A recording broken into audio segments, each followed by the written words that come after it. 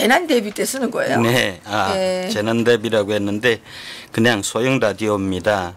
이 예전에 방송을 할 적에 대북 라디오에 대해서 호소를 드렸더니 강경구님하고 박성욱님이 지원을 했습니다. 2만 원하고 1만 2천 원. 또 여러분이 지원하셨어요. 지원하신 분들이 여러 분 계시는데 그분들께서 특히 이 라디오를 이제 뭐 보내달라 이렇게 이제 하셨는데 담배 값처럼 생겼는데 이것을 이제 저희들이 좀 보낼 수 있는 방법을 많이 연구를 하고 있습니다. 그래서 이거보다 좀 더 작고 얇으면 좋겠는데 그것도 이제 제작이 가능한지 모르겠습니다.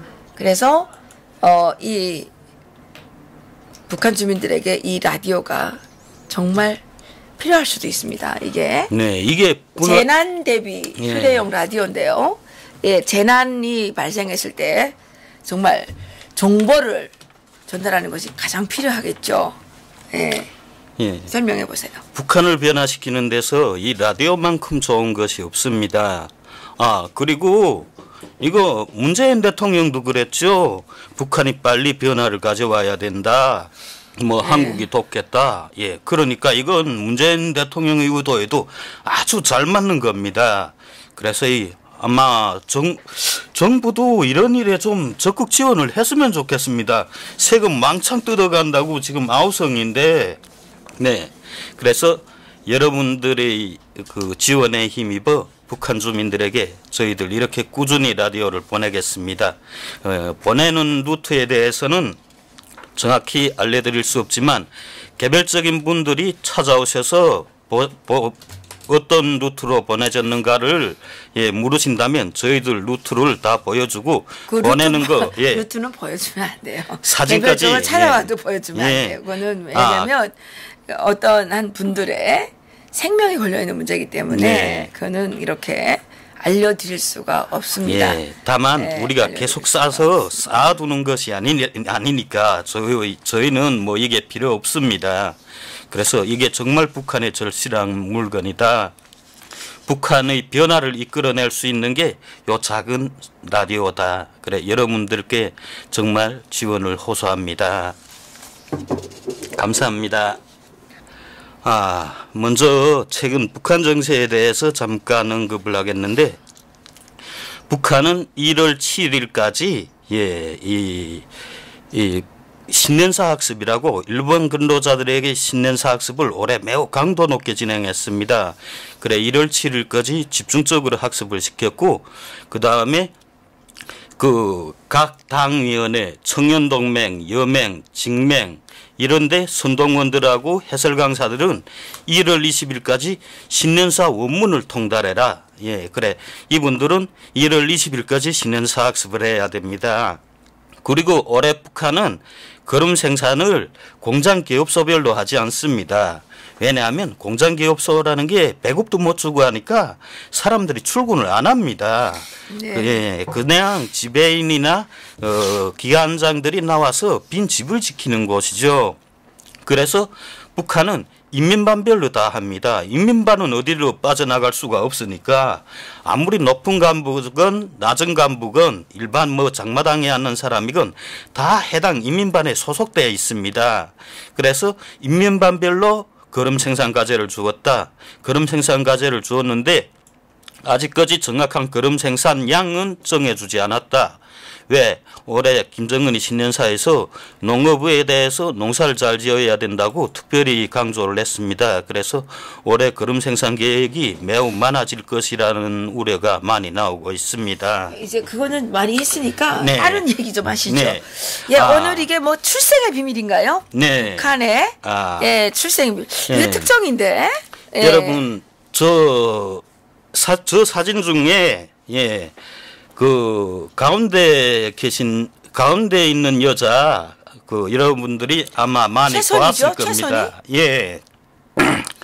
그러니까 북한 외무성 미국 국장을 하는 최선희입니다. 근데 오늘 이 사진을 왜 갖고 나오신 거예요? 이게 최선희 출생의 비밀과 관련돼서 얘기하려고 합니다. 최선희가 엄청난 출생의 비밀이 있는 거예요? 예. 예. 이게 무슨 채령회랑 관련이 있나요? 네, 채령회랑 관련이 있습니다. 채연, 채령회, 채선이. 예, 얼굴을 자세히 들여다보십시오. 어떻게 예, 이게 차이가 있는가? 상당히 이게 지금 닮았어요. 네. 닮았네요, 진짜. 네. 이렇게.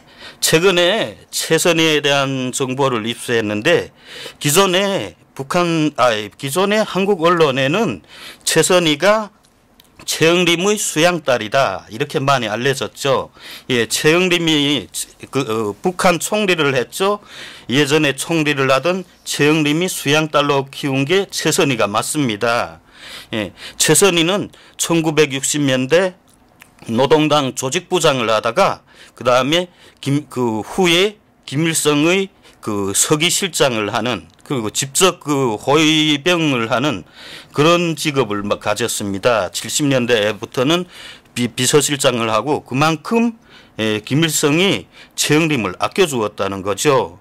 그런데 이 북한 내각 총리였던 이 최영림은 자식이 없습니다. 네, 네. 불임이라면서요. 네. 네. 그 일부 언론들에서 최영림이 함경북도 불영군 출신이다. 그다음 함경북도 출신이다. 이렇게 많이 나와 있는데 예, 최영림은 1930년 11월 20일생입니다. 그리고 최영림의 고향은 중국 길림성 영기련 장안구 부흥촌입니다. 그러니까 최영림은 중국에서 태어났습니다. 그래서 38년도부터 김일성 빨치산을 좀 따라다닌 그런 경력이 있습니다. 그리고 최영림의 아내 려경숙입니다. 1932년 11월 27일생이고 최영림의 아내의 고향이 함경북도 불영군입니다. 불영군 읍에서 태어났고 1958년 6월 29일에 최영림과 이 려경숙이 결혼을 했습니다. 그런데 최영림의 아내가 자식을 낳지 못합니다. 그래서 자식을 낳지 못해서 최영림에겐 자식이 없습니다. 수양딸로 채선이를 키웠죠. 그런데 이 채선이가 어떤 인물인가? 이 채선이는 매우 공부를 많이 한 여자입니다. 외국에 나가 앙골라부터 해서 그다음에 유럽에 나가서 많이 공부를 했습니다. 영어를 아주 유창하게 하고 영어뿐만 아니라 이 라틴어나 로도 잘 구사하는 걸로 알려졌습니다. 아, 그래요? 예. 그런데 이 채선이가 채연의 배다른 딸이라는 거죠. 그러니까 채연의 딸이죠. 그러니까 채연이가 채연이 바람을 펴가지고 난 딸인 거예요? 네, 바람을 피워서 난 딸입니다. 그래요? 예, 북한에서 그 어떤 사람에게도 장군이라는 말을 못 씁니다. 그런데 채연만은 유일하게 채연 장군 해도 북한에서 잡아가지 않습니다. 예. 그만큼 채연은 높이 쳐줍니다. 다만 채연 장군이라고 부르는데 장군님이라고는 못 부릅니다. 그러면 잡혀갑니다. 채연 장군이라고 부르는데 이 채연이 이 채령회가 채연이 두 번째 자식이죠. 채령회가 이 50년 1월 15일 생입니다. 항해남도 신천 출신이고요. 그리고 이 채연은 그때 이군단장 시절에 담당 간호사가 있었습니다. 항해도 이쪽에서. 예. 채선이는 나랑 나이가 같은 것 같은데 64년생. 예. 채선이의 나이가 채선이가 1964년 8월 10일생입니다. P는 A형이고요. 그리고 채선이의 남편은 한용건입니다. 예. 92년 3월 6일 생이고, 92년 3월 6일에 한용건과 결혼을 했는데, 그러니까 채선이가 나이가 좀 있을 때 결혼을 했습니다. 늦게 시집을 간 거죠. 채선이가? 예. 그리고 지금도 최영림 총리의 저택에서 같이 살고 있는 걸로 알려졌습니다. 실제 아버지는 최현인데, 예. 거부감이 없나요? 거부감이 없죠. 채령회도 알고 있다는 겁니다. 자기 배다른 동생이다. 예, 14살이나 나이가 차이가 납니다. 채연이 57살 때에 최선희를 낳았습니다. 보았습니다. 이 최선희 어머니는 채연이 담당 간호사였던 걸로 알려졌습니다. 그 간호사는 지금 어디 예, 있어요? 간호사는 그냥 애를 낳았다는 걸 다 감추고 그냥 일반 사회에 내보냈죠. 그래도 딸이 예. 보고 싶을 거 아니에요. 보고 싶은데 뭐 TV로 계속 나오니까 딸이 잘 됐다는 건 알고 있겠죠.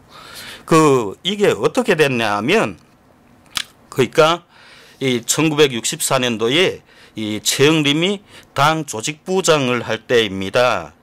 조직부장을 할 때에 이 최연이 한번 김일성을 만난 거죠. 김일성을 만나서 네. 최연하고 김일성은 야자하고 서로 반말을 썼습니다. 존칭을 안 썼습니다. 그만큼 가까웠던 사람이죠. 근데 이 최연이 어느 날에 갑자기 김일성을 찾아왔다는 거죠. 그래 김일성이 막 나 진짜 털어놓지 못할 고민이 있는데 이거 어떻게 하냐 하니까 왜 그러느냐 나한테는 못 얘기할 게 없지 않냐 하니까 사실 내가 지금 좀 미혹한 짓을 해서 아이를 하나 보았다. 김일성이 깜짝 놀란 거죠. 네. 그리고 이게 다른 빨치산 출신들한테 알려줘도 이게 큰일 납니다. 왜냐하면 이 최연의 아내면 김일성하고 같이 빨치산 활동을 하던 분입니다. 예. 예, 그러니까 같은 빨치산 출신에 대한 배신감이죠. 그런 게 있으니까 이거 최선희는 절대로 나왔다는 걸 다른 빨치산들도 몰라야 되는 겁니다. 김일성이 야 그럼 어디 입양 보내든가 빨리 어떻게 없애. 그 최연희한테 그렇게 말했다는 거죠. 그런데 이 최연이 아들만 둘인데 그 딸이 엄청 귀여웠다는 거죠. 누뚱이가 아닙니까? 57살에 기운도 좋습니다. 57살에 본 딸이니까 너무 이거 귀여웠던 거죠. 야, 내가 남한테 줘버릴 거면 그리고 아무데나 마구 보낼 거면 왜 너를 찾아왔겠냐? 김일성이 답답해 놨죠. 아니 내서가 그렇다고 너 그 딸을 니네 집에 데려다가 키울 수는 없지 않느냐. 네 아내가 벌쩍 날 텐데 네. 이거 참 답답하게 된 거죠. 그래서 화면 이쪽으로 조금 돌려도 되지 않을까요? 김일성이 두루두루 궁리하다가 무릎을 탁 친 거죠. 야 최영림 너 이리 좀 와. 예, 그때 최영림은 아이가 없어서 무척 고생을 했습니다. 아이를 만들어 보려고 아내가 계속 뭐 치료도 받아보고 외국에까지 나가서 치료를 받아봤다고 합니다. 그런데 뭐 임신을 못 한다는 게 과학적으로 판명됐고 그래서 최영림이 올라왔는데 딱 말한 거죠. 최연이 보고 야, 이거 그러면 그 딸을 이 최영림이한테 맡기면 어떠냐? 같은 최 씨 얘기했다. 최영림이 지금 자식이 없지 않냐. 그러니까 최연이 엄청 기뻤던 거죠. 최영림이면 같은 평양이고 자기네가 수시로 왔다 갔다 해도 아주 자연스러운 거죠. 그러니까 매일 딸을 볼 수가 있는 겁니다.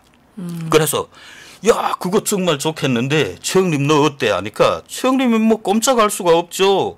자기들 선배의 선배고 하나는 김일성이고 하나는 최연인데 장군님 알겠습니다. 그 딸을 제가 정말 잘 아끼고 보살피겠습니다. 그럼 다 해결됐네. 그래서 최영림이 데려다 키우게 된 겁니다. 그래요? 여기에 증거가 없으니 믿거나 말거나. 그건 아닙니다. 믿거나 말거나가 아닙니다. 절대로. 근데 얼굴은 비슷하게 생겼어요. 최선의 P형은 A형입니다. 그럼 최연은 P형이 뭐예요? 최연의 P형도 최연은 아닙니다. 최룡의 P형도 A형으로 알려졌습니다. 네. 그런데 또 신기하게도 최영림의 P도 A형입니다. 그래요? 예. 그리고 최영림의 아내 려경숙의 P는 B형입니다. 네. 참 이게 평양시 자료를 뒤지면 다 평양시 인물 자료를 뒤지면 다 나옵니다. 그렇군요. 네. 그래서 그때부터 이 최영림이 이 최선희를 키우기 시작한 거죠. 그런데 이 최연의 이 소망이 있지 않습니까? 최은이 한평생 제일 후회하는 게 최은은 자기 이름도 제대로 못 쓰는 사람으로 알려졌습니다. 그래서 한때 인민무력부장까지 했는데 한 2년밖에 못했습니다. 예. 공부를 전혀 못했고 글을 제대로 쓸 줄 모르니까 이거 뭐 문건을 읽어야 뭔가를 할 수가 있지 않습니까?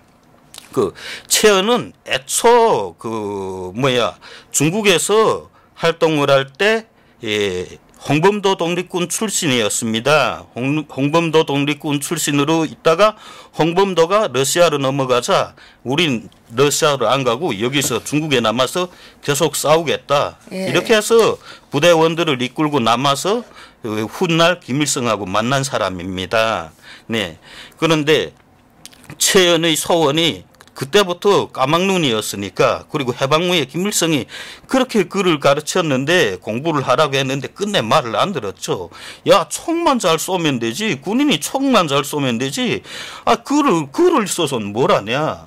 이러니까 후에 2군 단장을 하고 나중에 5군 단장이 됐지만 예. 사실 최은은 글을 쓸 줄 전혀 몰랐습니다. 그래요? 그러니까 최은의 소원이 그거였다는 거죠. 예. 야, 내 딸은 이 딸만큼은 정말 남 부럽지 않게 공부시키고 싶다.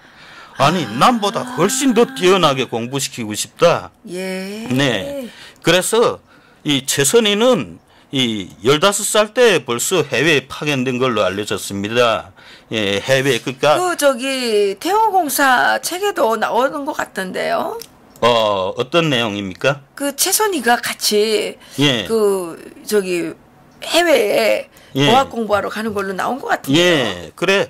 어학 공부도 뭐 어느 한 나라만 간 게 아닙니다. 아프리카로부터 스위스까지, 예. 그다음에 모스크바도 가고 정말 예. 여러 나라에 나가서 진짜 한 30살 될 때까지 계속 공부만 했습니다. 예. 그 공부만 해서 이 외국어를 아주 능숙하게 한다는 거죠. 그리고 영어를 아주 잘합니다. 네, 그렇군요. 예. 그래서 미국 국장까지 됐고, 최선희가 그래서 최연이 죽기 전까지 계속 그랬다는 거죠. 김일성에게 82년도에 최연이 죽지 않았습니까? 예. 죽기 전에 자기 자식들 걱정한 게 아니라 최선희를 먼저 걱정을 했다는 거죠. 야, 김일성을 보고 우리 선희가 정말 걔가 공부를 잘한다는데 아마 제 엄마를 닮아서 그런 것 같다. 나는 머리가 나쁜데. 그래서 어떻게 걔 정말 앞으로 나라에서 크게 써먹을 수 있을 만큼 공부를 시켜라. 그리고 걔 앞으로 커서 꼭 큰 일을 하게끔 내가 좀 도와달라. 이렇게 마지막 유언으로 김일성한테 꼭 부탁을 했다는 거죠. 간절하게. 네. 그래서 북한이 아주 체계적으로 이 최선희를 키웠습니다. 사실 김정일은 최선희를 그닥 좀 잘 본 것 같지는 않습니다. 예, 외무성에 그때 입사는 했지만 크게 큰 역할을 못했습니다. 그리고 이 김일성이 생전까지는 최선희를 매우 아끼고 잘 관리를 했습니다. 그러다가 최영림이 수하에 데리고 있으면서 최영림의 덕을 입어서 김정일 때에 외무성까지 들어간 거죠. 그랬다가 이 최영림이 내각 총리에서 물러나면서 그다음에 최선희가 대번에 미국 국장으로 올라간 겁니다. 이 최선희가 미국 국장으로 올라간 건 전적으로 영어를 잘해서입니다. 영어를 아주 잘합니다. 그래요? 예. 하도 해외에서 많이 다녀서 그런지 영어하고 라틴어를 잘하고 러시아어도 잘한다고 하는데 아주 글을 잘 쓰거나 논문을 쓰거나 이런 스타일은 아니라고 합니다. 좀 보면 TV로도 보면 매우 좀 털털한 그런 느낌이지 않습니까? 화장도 거의나 안 하고, 예. 애초 외국에서 화장도 안 하고 막 그런 여자들 많지 않습니까? 그런 걸 많이 본딴 것 같습니다. 근데 최선희는 하도 영어를 잘해서 지금 미국 국장까지 올라갔다. 미국 국장까지 올라갔는데 뭐 자기 창의적인 뭐 생각을 말할 필요까지는 없다는 거죠. 그냥 북한에 뭐 김정은이 만들어낸 대로 그다음에 뭐 노동당 서기실이 만들어낸 대로 최선희는 그걸 갖다가 전달만 해주면 됩니다. 네. 네, 아주 뛰어난 수재형은 아니라고 합니다. 다만 외국에서 하도 오래 있다나니 말을 잘 구사하게 됐다. 네, 예, 이게 이 북한의 큰 비밀이죠. 아마 김정은이 최룡해를 크게 못 써주는 게 있습니다. 최룡해가 지금 본부당 책임비서이거든요. 자꾸 조직부장이라고 하는데 조직부장은 없습니다. 그리고 북한에서 조직부장은 국가를 전복시킬 수 있을 만큼만 막강한 권력을 가졌습니다. 그렇기 때문에 조직부장석은 늘 공석에 둡니다. 갑산파를 숙청할 때에 그 조직부장제를 없애버렸습니다. 북한이. 그때부터 김일성이 조직부장의 위력이 얼마나 큰지를 실감한 거죠. 예. 그래서 최룡해는 현재 본부당 책임비서다. 본부당 책임비서라는 게 사실 본부당 책임비서면 뭐 김정은의 당 생활까지도 다 뭐 김정은도 당 생활을 한다. 형식상으로는 그렇게 됐습니다. 그래서 뭐 노동당 비서들도 다 최룡해 밑에서 당적인 분공을 받고 지시대로 움직여야 한다. 그런데 그게 딱 꼭 노동당 본부당 내부뿐이라는 거죠. 노동당 본청사의 그 당원 관리뿐이지 네. 그들에게 다른 임무를 줄 수가 없다는 겁니다. 네. 그래서 최룡해는 뭐 북한을 뭐 함부로 그러니까 이 본부당 책임비서의 지위가 어느 만한가 하면 솔직히 말하면 지위는 비서급에서도 제일 높은 비서급입니다. 그런데 실제 권한은 이 조직지도부 부부장만 더 없습니다. 조직지도부 부부장들이 사실 본부당 책임비서보다 권한은 더 막강합니다. 그리고 왜냐하면 북한의 모든 사법, 행정, 당생활 이걸 다 조직지도부가 관리하기 때문이죠. 북한에서 제일 권력이 막강한 사람들은 이 다른 뭐 노동당 내 비서들이 아닙니다. 조직지도부 부부장들입니다. 조직지도부 부부장들이 제일 막강한 권력을 가졌습니다. 이 북한은 일부 부장이 외교부에 2명, 그 다음에 국제부에 1명, 통일전선부에 1명, 그 다음 조직지도부에 3명으로 알려졌는데 일부 부장은 2명이고 1명은 부부장입니다. 그리고 선전선동부에 1명이 있습니다. 그런데 이 일부 부장들의 권한이 얼마나 막강한가 하면 북한 노동당 선전선동부 부장이 있죠. 그런데 선전선동부 부장은 매일 김정은을 일일로 만날 수가 없습니다. 김정은이 딱 호출을 해야 만날 수가 있습니다. 그런데 일부 부장들은요 매일 김정은을 만납니다. 왜냐하면 노동당 조직지도부면 조직지도부의 하루 행정에 대한 자기 업무에 일보를 김정은한테 직접 보고하는 사람들이 일부 부장들입니다.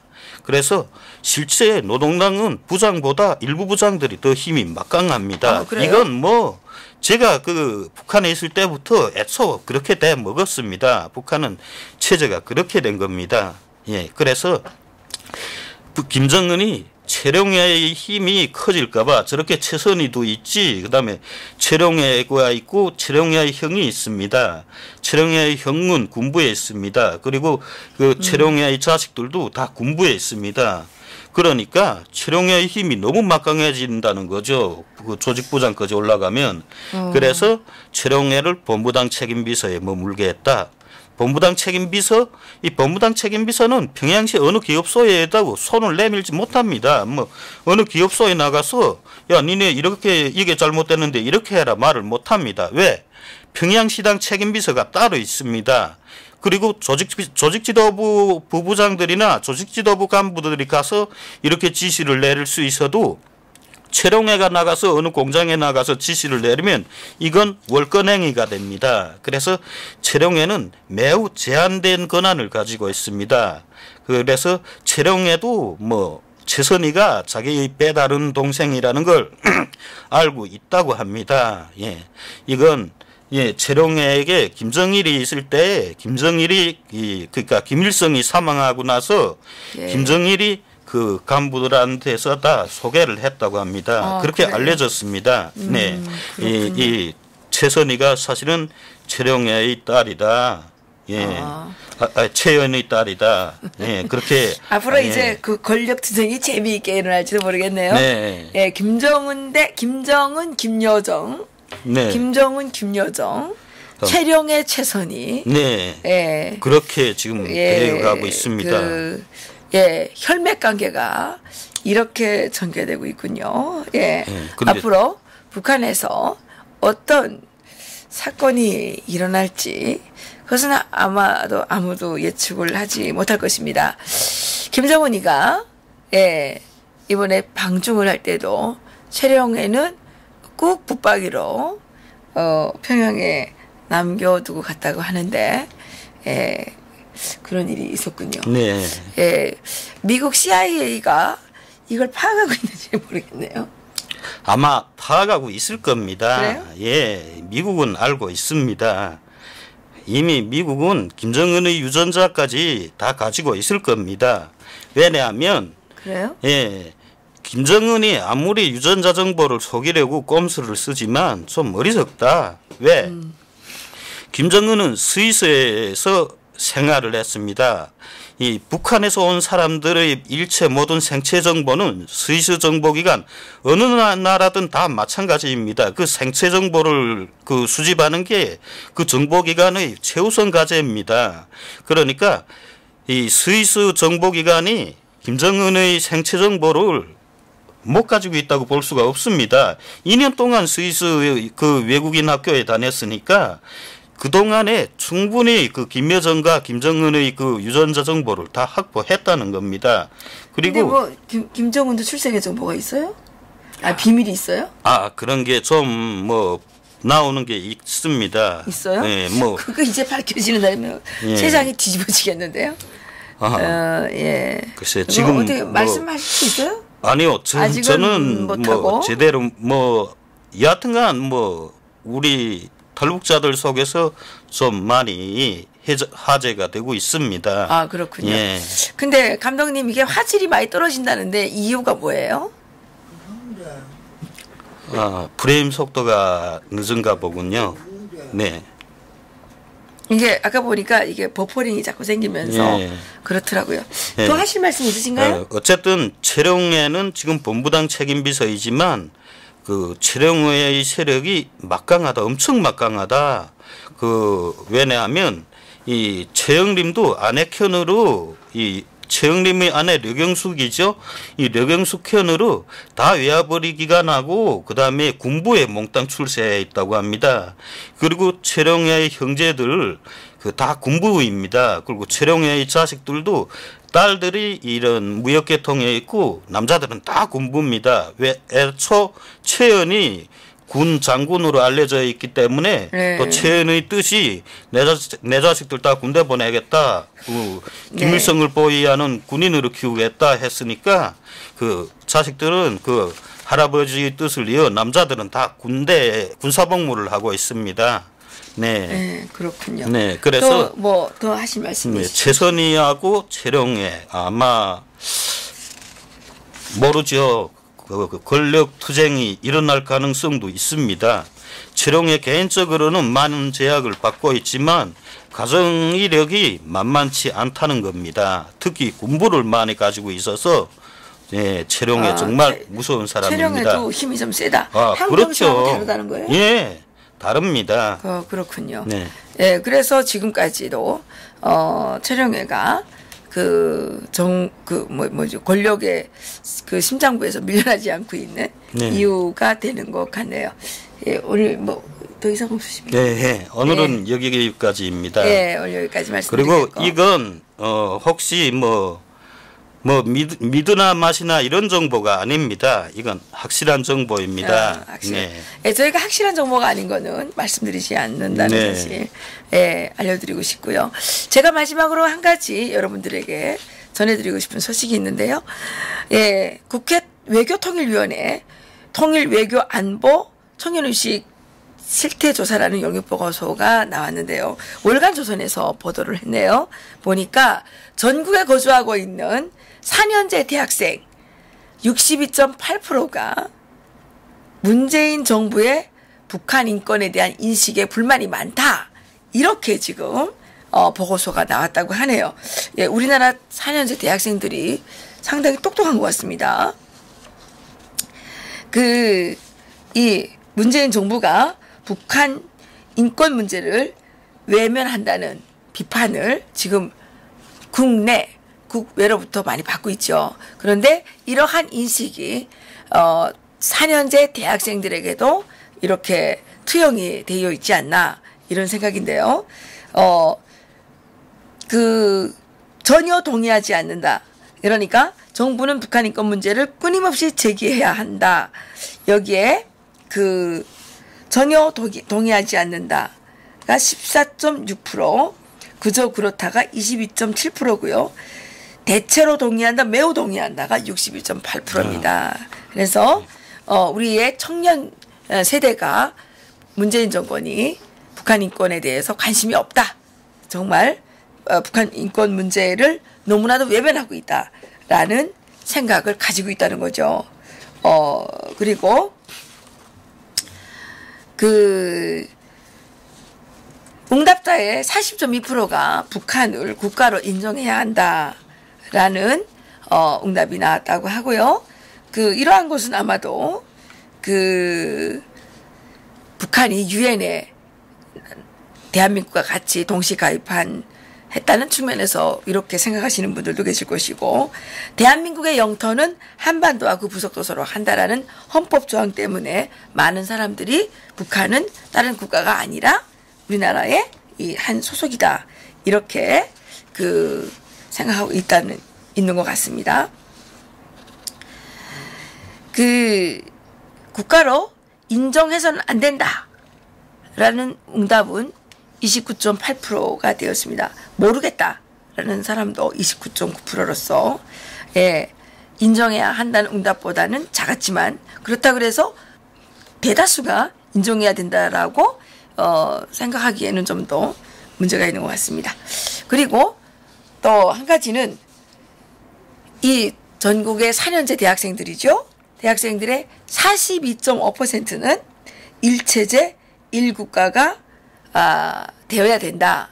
예, 이게 맞는 생각이죠. 예, 이게 맞는 생각이죠. 지금 청와대와 이 청와대 쪽에 더불어민주당 또 이쪽에 우리나라 좌파라고 불리죠. 이런 대부분의 사람들은 뭐라고 생각을 해요? 1체제가 아니라 2체제 1국가 뭐 이런 통일을 연방제죠. 예, 하는데 우리나라 청년 학생들이 역시 똑똑합니다. 예, 1체제 1국가가 되어야 한다. 예. 그렇습니다. 1체제 1국가. 2체제 1국가라는 답변은 28%. 예, 이것도 꽤 많은데요. 예. 2체제 1국가. 이거 아주 위험합니다. 예멘과 같은 상황이 나오는 겁니다. 예멘 지금 난민 많이 발생하고 있죠? 그게 왜 그렇게 된지 아십니까? 2체제 1국가를 선택했죠. 예, 연방제 통일. 예. 사회주의 국가와 사회주의 전체주의 이 체제와 자유민주주의 체제가 동거를 하는 식으로 했는데 27년 동안 지속적으로 전쟁이 발발하고 있고 인구의 75%가 영양실조에 시달리고 있다고 하죠. 이거는 피해야 된다라는 말씀을 드리고 싶습니다. 또 남한의 북한 흡수 통일 이 비율은 38.7%고요.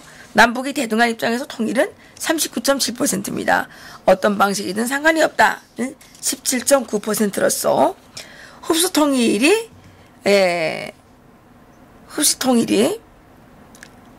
대등한 입장에서 통일보다는 조금 적은 퍼센테이지로 나왔습니다. 예. 흡수 통일이 아니라 북한을 대한민국처럼 바뀌어야 되는 거죠. 예, 바꿔야 되는 거죠. 네. 예, 그건 흡수가 아니에요. 북한의 공산 학정 속에 고통당하고 있는 북한의 주민들을 자유민주주의 국가의 국민으로서 해방시켜줘야 되는 것이죠. 그게 바로 그 통일인데, 일체제 일국가의 통일의 그 모형인데, 자꾸 흡수통일이라고 얘기하면 안 되는 거죠. 흡수통일이 아니라 북한 주민들을 해방하는 해방통일이다. 자유해방통일이다. 이렇게 얘기를 해야 되는 거죠. 그리고 또 한 가지 아주 중요한 것이 뭐냐면, 미군 철수가 시급하지 않다. 이렇게 응답한 사람이 64.8%에 해당했다는 것입니다.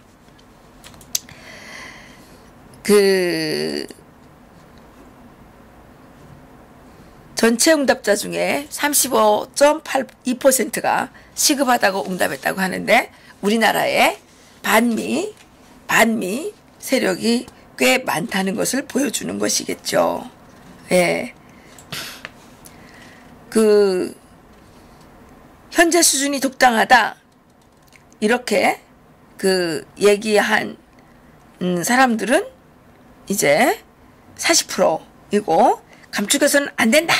이렇게 말한 사람은 18%, 그리고 주한미군을 더 증원해야 된다. 이런 사람들은 9%, 감축해야 된다. 27%, 철수해야 된다. 6%. 그래서 33% 정도가 주한미군에 대해서 감축하거나 철수시켜야 된다라는 생각을 갖고 있다고 합니다. 그런데 지금 미국 대사관 앞에서는 한미동맹을 파기하고 주한미군을 철수시키라고 하는 아주 소수의 세력이 나와서 매주 집회를 하고 있습니다. 예. 그렇지만 민주주의 국가에서 다수결이라면서요. 이렇게 64.8%가 이렇게 주한미군 철수가 시급하지 않다라고 하기 때문에, 아직까지는 주한미군이 한반도에서 균형자적 역할을, 평화유지군으로서의 역할이 상당히 많이 필요하다라는 생각이 드는군요. 예, 오늘은 여기서 마칠까 하는데요. 혹시 질문이 있는지 좀 보겠습니다. 20대도 아주 위험해요. 철수하면 국가부도가 난다. 예. 그런데 20대가 아주 위험하다는 것은 조금은 아닐지도 모르겠습니다. 20대가 이게 지금 대학생들이 62.8% 정도가 북한 인권에 대해서 문제 제기를 하고 있고, 64.2%가 주한미군 철수는 시급하지 않다라고 응답하는 것으로 봐서는 20대의 문제가 아니라 우리나라의 대대로 내려오는 소수의 이 반체제 세력들이 문제가 아닌가 이런 생각이 듭니다. 이러한 세력이 30% 이상 정도가 된다는 것이 아주 위험한 거겠죠. 예, 그래서 우리가 어느 제너레이션, 그러니까 세대에 상관없이 지금 우리나라에서 이 대한민국의 자유민주주의 시장경제 체제를 흔들려고 하는 이런 세력들이 이제 있죠. 예, 지금 70대에는 없습니까? 80대에는 없습니까? 예, 60대에는 없습니까? 이런 세력들이 많아요. 예, 20대만 문제라고 보기에는 또 좀 문제가 있는 것 같습니다. 예, 그래서 대한민국은 자유민주주의 시장경제 체제로 영원히 전속되어야 하고, 북한의 공산 체제에서 고통당하고 있는 북한 주민들은 하루빨리 해방이 되어야 되는 거겠죠. 예. 많은 사람들이 김정은에게 미련을 걸고 있는데, 미련이 있으면 지금 빨리 북한으로 가셔서 한 달만 좀 살다 오세요. 그러면 모든 문제가 싸그리 정리가 될 것입니다. 예, 오늘 근데 비핵화라고 해도 이번에 김정은이 중국 방문을 보니까 정말 실망했습니다. 김정은이요? 예. 안 하지. 중국 정부가 김정은 정권의 자금을 지원한다. 뭐 자금인지 재정적인지 북한을 지원한다는 걸 공식 밝히지 않았습니까? 그리고 또 북한의 그 비핵화에 자신들이 개입하겠다는 의지를 노골적으로 표현했습니다. 그렇죠.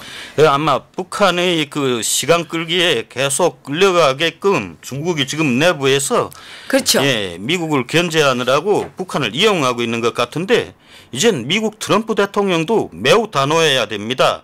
딱 기간을 정해서 북한이 완전한 비핵화를 하지 않으면 한국하고 일본을 핵무장화시키겠다. 이렇게 매우 강경한 입장을 표현해야 된다고 생각합니다. 시키는 게 아니라 김정은을 제거하겠다 그래야죠. 참수. 제거해야지 뭔 소리예요. 그게 예. 이상적이긴 합니다. 김정은을 네. 제거하는 게 가장 효율적이고 가장 확실하게 예, 할 수 있는 겁니다. 예, 또 저희는 약과나 또 선전해야 되니까요.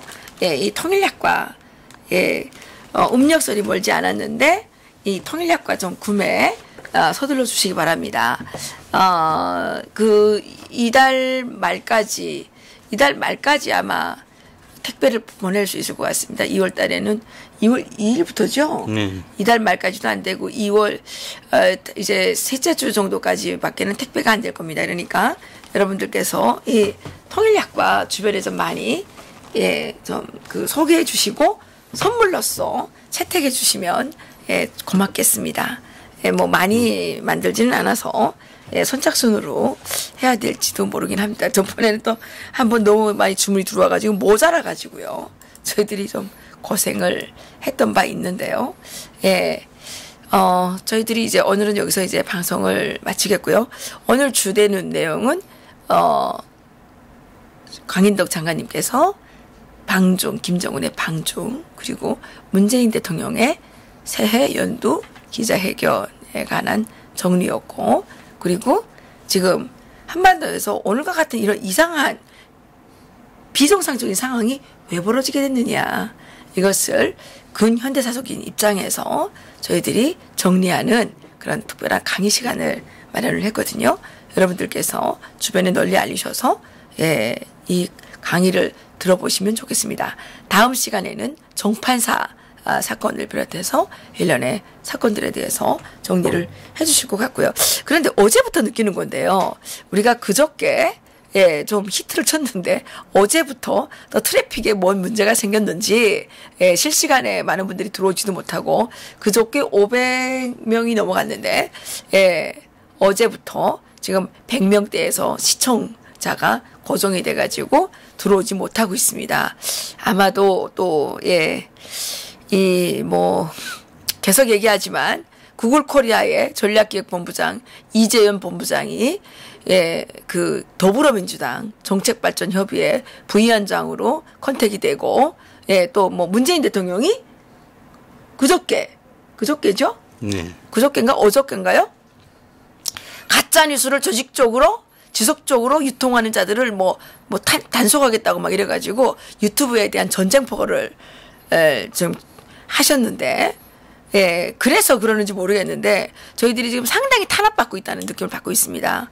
예, 여러분들께서 예, 주위에 더 많은 그 분들이 볼 수 있도록 도와주시기 바라겠습니다. 2시에 시작하겠습니다. 2시에 저희들이 매일 2시에 예, 2시부터 4시까지 실시간 방송으로 여러분들을 찾아뵙고 있는데요. 왜 저희들이 이 시간을 배정을 했냐면, 다른 데서 또 이렇게 실시간 방송 하는 데가 많아가지고, 제가 또 그 같은 시간에 겹치게 하면, 예, 민폐가 되니까, 그래서 이제 저희들이 2시부터 했는데, 예, 이게 좀, 일하시는 분들에게는 불편하실 수가 있습니다. 그래서 밤에 해야 되나? 이런 생각도 해보긴 하는데, 예. 어떤 것이 옳은 방법인지 좀 더 연구를 해보겠습니다. 그렇지만 저희들이 여러분들에게 북한에서 들어오는 생생한 정보들을 전달해 드림으로써 여러분들이 현재의 상황을 살아가는데 많은 도움을 드리고자 하는 그 마음이 있다는 것을 예, 다시 한번 말씀드리고 싶습니다. 그래서 구독과 좋아요를 좀 많이 눌러주시기 부탁드립니다. 그리고 예, 이 통일약과 좀 주문 좀 많이 해주시고요. 예, 또 우리 이 정훈남 기자가 여러분들께 보여드린 이 그 재난 대비 휴대용 라디오, 예, 이것도 이제 좀 많이 도와드려서, 예, 북한 주민들이 가령 미국이 김정은을 참수하는 사건이 일어났을 때, 예, 일사불란하게 정리가 될 수 있도록, 그 재난 상태가 오래 지속되면 대한민국의 치안에도 문제가 생기거든요. 그러니까 이런 그 라디오를 미리미리 보급을 해서 상황을 북한 주민들에게 정확히 정리해 주는 것이, 예, 대한민국의 치안을 지키는 데도 도움이 될 거라고 생각을 합니다. 그리고 쓸데없는 살상을 줄일 수 있을 것이라고 생각을 하고요. 또 그리고 지금 당장은 국내외에서 일어나고 있는 여러 가지 소식들을 북한 주민들에게 전달함으로써, 예, 북한의 김정은 체제를 저희들이 끝장낼 수 있도록 할 수 있지 않을까라는 기대를 해봅니다. 예, 오늘 여기서 마치겠습니다. 예, 우리 정 기자님 수고하셨고요. 애청해주신 여러분들께 다시 한번 정말 감사드립니다. 감사합니다.